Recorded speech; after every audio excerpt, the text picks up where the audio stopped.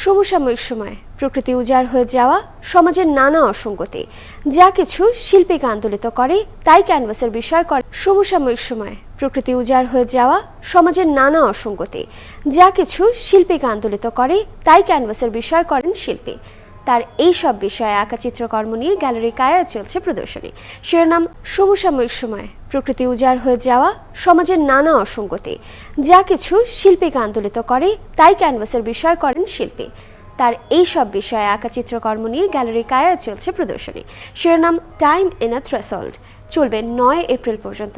প্রদর্শনী নিয়ে কথা বলেছেন শিল্পী ও গ্যালারি কায়ার পরিচালক গৌতম চক্রবর্তী।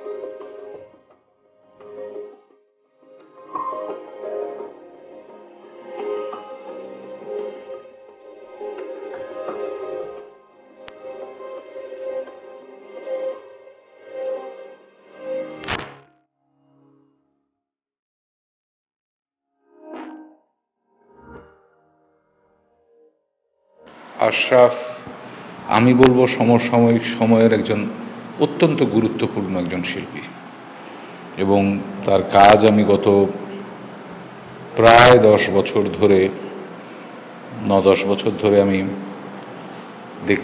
দেখে আসছি। একজন নিবিষ্ট, নিবিড়, চিন্তাশীল যে শিল্পীকে আমরা সাধারণত মনে মনে ভাবি, আশরাফ আমি বলবো তাদের মধ্যে অন্যতম।